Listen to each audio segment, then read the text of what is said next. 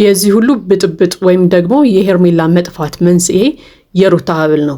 ሰላም ጤና ይስጥልኝ። እንዴት ናችሁ? ለዚህ ቻናል አዲስ ከሆናችሁ ሰብስክራይብ በማድረግ ቤተሰቦቼ እንድትሆኑ ጋብዛለሁ። ቪዲዮውን ላይክ በማድረግ ጀምሩት። እንዲሁም ቪዲዮውን አይታችሁ ስጨርሱ የእናንተን ሀሳብ አስተያየት ኮሜንት ላይ አስቀምጡልኝ። እንግዲህ ዛሬም እንደተለመደው በአዲስ ቪዲዮ መተናል። እስከ ቪዲዮአችን መጨረሻ ድረስ አብራችሁኝ እንድትቆዩ በአክብሮት ጋብዛለሁ። እንግዲህ ዛሬም አዲስ ነገር ተፈጥሯል ማለት ነው። አብርሃም እንግዲህ አንድ እርምጃ ኮስተር ብሎ እንግዲህ ሄዷል ማለት ነው። እንግዲህ ዳኒና ኤፍሬምን እንዳሳሰራቸው ሁላችንም ሰምተናል። እንግዲህ ሩታ እጅግ በጣም ተናዳ ነበረ። እውነት ለመናገር ሩታን ያናደዳት ጉዳይ አልገባኝም እንደግል ማለት ነው። ምክንያቱም ሰሞኑን እንግዲህ አብርሃም ሲለምናቸው ነበረ ተመላልሶ በቃ ሁሉንም በሚባል ደረጃ ለየብቻ አነጋግሯል። ኤፍሬምና ሩታንም እንዲሁም ዳኒን አነጋግሯል። ሜሪም እንግዲህ እነ ሩታ ልከዋት ሄዳ እነ ሩታ የሆነ ሴራ እያሴሩ ነው፣ ሄርሜላ እነሱ ጋር እንዳለች እርግጠኛ ነኝ እያለች ስትነግረው ሁላ ነበረ ማለት ነው።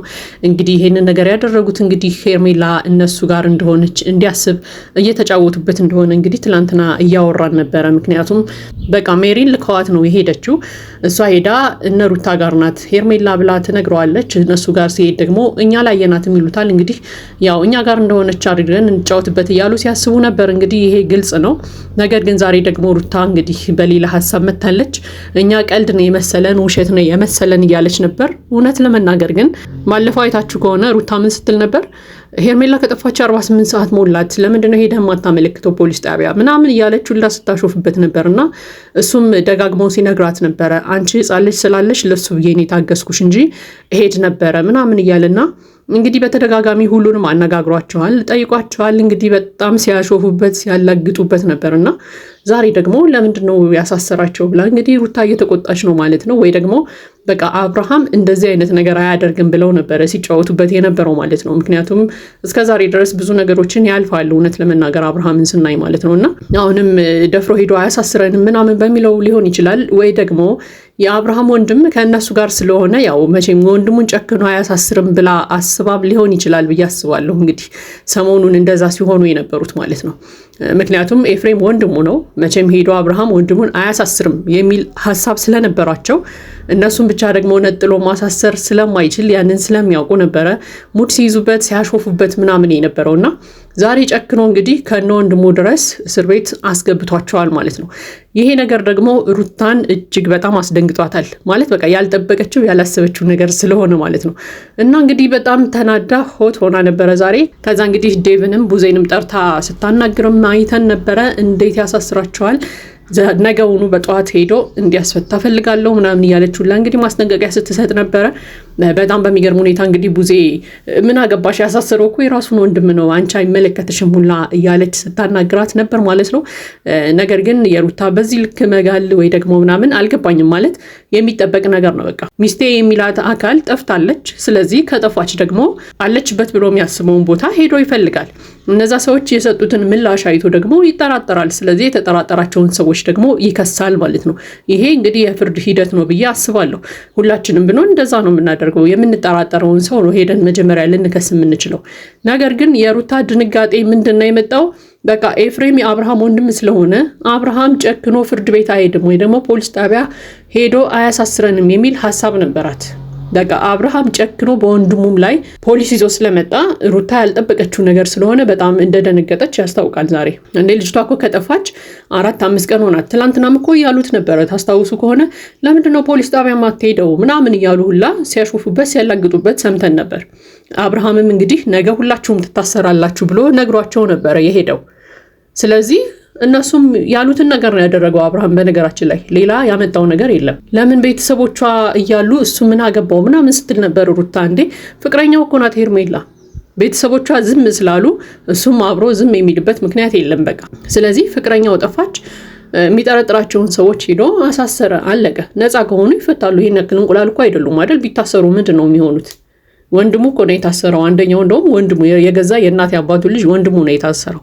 እንደውም ቡዜ አንድ ነገር ስትናገር ሰምቻለሁ። በጣም ጥሩ ነገር እውነት ለመናገር እኔ ራሱ ባለፈው እየፈራሁ ነበረ። በቃ በወንድማማቾች መካከል እንደዚህ አይነት ነገር መፈጠሩ ደስ አይልም እያልኩኝና ቡዜ ምንድነው ስትል የነበረው በቃ ከሚገዳደሉ ይሻለኛል። አንደኛው ፖሊስ ጣቢያ ቢገባ አርፎ ይቀመጣል። በቃ እንደዚህ የሚፈጥነውን የሚንቀለቀለውን ነገር ምናምን ረጋ ብሎ ይመጣል። ስለዚህ ጥሩ ነገር ነው የሆነው እንኳን ታሰረ ምናምን ስትል ነበረ። በቃ ምክንያቱም ሰው አንዳንድ ጊዜ በቃ እንደዚህ አይነት ቦታ ላይ ሲገባ ትንሽ ሀሳቡን ሰብሰብ አድርጎ ተረጋግቶ ይወጣል እና ኤፍሬምም ሰሞኑን እጅግ በጣም ተንቀልቅሎ ነበር። እውነት ለመናገር ትንሽ አረፍ ብሎ ቢወጣ መልካም ነው የሚል ሀሳብ አለኝ እኔም። እና ከዛ በተጨማሪ ግን ሩታ እንደዚህ የሚያደርግ ነገር አለ ብዬ አላምንም። ምክንያቱም አብርሃም እንደዛ በየተራ ያናገረ ሲለምናቸው ምናምን ታስታውሱ ከሆነ ዳኒን እኮ በቃ አጥፍቼም ከሆነ ይቅርታ እባክህ በቃ ሄርሜላ ያለችበትን ቦታ ንገረኝ እያለ ሲለምነው ነበር። ትላንትና ግልብጥ ብለው ምንድነው ያደረጉት? በቃ ፎቶ ይዘው ወጥተው በቃ ይችን ልጅ ያያችሁ ምናምን እያሉ ሲያሾፉ ሲያላግጡ ነው የዋሉት በአብርሃም ላይ ማለት ነው። ስለዚህ አብርሃም ያደረገው ነገር ትክክል ነው። በቃ የሚጠረጥራቸው ሰዎች አሉ። እነዛን ሰዎች አሳልፎ ለሕግ ሰጥቷል። ምክንያቱም የጠፋችው የሚወዳት ሴት ስለሆነች ማለት ነው።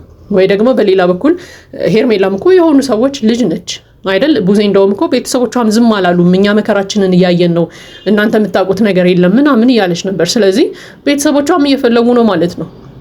እንደውም ቤተሰቦቿ ራሱ እስከዛሬ ድረስ አለማመልከታቸው እጅግ በጣም ነው የዘገዩት እውነት ለመናገር። ምክንያቱም የጠፋችው ልጅ ስለሆነች ማለት ነው። እንዴ ሩታን እኮ ታስታውሱ ከሆነ አብርሃም ልጄን ይዞ ጠፋ ብላ እኮ አብርሃምን አሳስረዋለች አይደል? የገዛ ልጁን ይዞ ስለሄደ ማለት ነው። እንግዲህ አብርሃም ልጁን ምንም ሊያረገውም ሊጎዳውም አይችልም አይደለ? ነገር ግን ምንድነው ያደረገችው ሩታ? በአንድ ቀን አሳስረዋለች አብርሃምን። በቃ ልጄን ይዞ ጠፍቷል ብላ አስይዘዋለች በፖሊስ። ሄርሜላም እኮ 5 ቀን ጠፍታለች። ስለዚህ ቤተሰብ አላት። ሄርሜላም እኮ ለቤተሰቦቿ ልጅ ናት። ስለዚህ ልጃችን ጠፋች ብለው የመክሰስ መብት አላቸው። ቡዜ እንዳለችን ከሆነ ደግሞ ከካሜራ ጀርባ የእሷን ቤተሰቦች እየፈለጉ ነው ሄርሜላን። አብረን መከራችንን እያየን ነው በእሷ ጉዳይ እያለች ስትናገር ነበረ።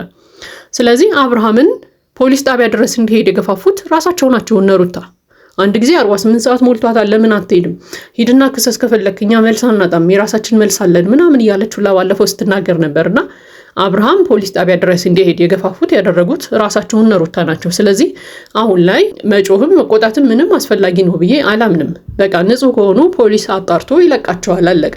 ትናንትናም እኮ እያልን ነበረ እነ ሩታ፣ ዳኒ፣ ሜሪ፣ ኤፍሬም ምናምን ስለ ሄርሜላ አያውቁም። አውቀው ግን እንደሚያውቁ ሆነው ያለችበትን እንደሚያውቁ ሆነው ግን አብርሃምን እያንገላቱት እያሾፉበት ነው ያሉት። ነገር ግን እነሱ አያውቁም። ቢያውቁ ኖሮም እስከዛሬ ድረስ ደብቀው አያስቀምጧትም እያልን ስንናገር ነበረ። ግን አወቁም አላወቁም እነሱ አገቷትም አላገቷትም ዞሮ ዞሮ ነገሩ ተጣርቶ ይለቀቃሉ፣ ንጹህ ከሆኑ ማለት ነው። ነገር ግን ለአብርሃም ይህን ደረጃ መድረስና እዚህ ደረጃ ድረስ ሄዶ ፖሊስ ጣቢያ እስከ መክሰስ ድረስ ያደረሱት ግን ራሳቸው ናቸው። በቃ ገፋፍተው ነው ሂድና ክሰሰን ካልከሰስከን ብለው የገፋፉት ማለት ነው። ለማንኛውም ይሄ ነገር ሊያናድዳችሁ ይገባል ብዬ አላምንም። ለማንኛውም ግን በሌላ በኩል እንግዲህ ነገሮችን ስናስባቸው ሁል ጊዜ ማለት ነው ሄርሜላ የጠፋችሁ መቼ ነው? ሄርሜላ የጠፋችሁ ሩታ ለአብርሃም ሀብል በሰጠችው በበነገታው ነው። በቃ አብርሃም ከሩታ ሀብሉን ተቀብሎ ይዞ ሄዶ በበነገታው ሂዶ ለሩታ መለሰላት። ሀብሉን ቤቱ ውስጥ ነው አሳድሮ በበነገታው ይዞላት ለሩታ የሄደው ማለት ነው። ልክ የዛን ቀን ሄርሜላ ጠፋች። ይሄ ሀብል ደግሞ የሆነ መዘዝ ይዞ እንደሚመጣ እጅግ በጣም ብዙ ሰው ኮመንት ላይ ሲናገር ነበር። እውነት ለመናገር አብርሃምም ሀብሉን የመለሰላት በቃ ሰላም ማግኘት አልቻልኩም፣ እንቅልፍ መተኛቱላ አልቻልኩም፣ እንቅልፍ አልወስደኛለ፣ ስለዚህ አልፈልግም ይሄንን ሀብል ብሎ ሲመልስላት እናስታውሳለን። እና አንዳንድ ጊዜ ነገሮችን ማገናኘትም ጥሩ ነው የሚል ሀሳብ አለኝ። ለአብርሃምና ለሄርሜላ መለያየት ይሄ ሁሉ ምስቅልቅል ያመጣው ያ ሀብል ነው። ሀብሉ ላይ ምንድነው ያለው ምንድነው የተደረገበት የምናውቀው ነገር የለም። ግን ደግሞ ከሚያሳዩ ነገሮች በሙሉ የመጠራጠር መብታችን የተጠበቀ ነው ማለት ነው። ስለዚህ አንዳንድ ጊዜ ነገሮችን ሰፋ አድርገን ብናያቸው መልካም ነው የሚል ሀሳብ አለኝ። ምክንያቱም የሀብሉ ጉዳይ ስለተረሳ ማለት ነው። ነገር ግን ያ ሀብል አብርሃም ቤት ባደረ በበነገታው ሄርሜላ ጠፍታለች። ስለዚህ ያ ሀብል ደግሞ እጅግ በጣም ብዙ ሰው እንደገመተው የሆነ ነገር ይኖረዋል፣ አንተና ሄርሜላን ለማለያየት የታሰበ ሀብል ነው ምናምን እየተባለ ብዙ ሲወራ ስለነበረና ያ ሀብል ከሄደ በኋላ የአብርሃምና የሄርሜላ መለያየት ወይ ደግሞ ይሄ ሁሉ መስቀልቅል መውጣት መንስኤ ነው የሚል እምነት አለኝ። ይሄ እንግዲህ የራሴ የመጠራጠር መብት ነው ማለት ነው። ማንም ሊጋፋኝ አይችልም። ለማንኛውም እንግዲህ የኔ ሀሳብ አስተያየት ነው። የእናንተን ሀሳብ አስተያየት ኮመንት ላይ አስቀምጡልኝ። ለዚህ ቻናል አዲስ ከሆናችሁ ሰብስክራይብ በማድረግ ቤተሰቦቼ እንድትሆኑ ጋብዛለሁ። መልካም ጊዜ ይሁንላችሁ።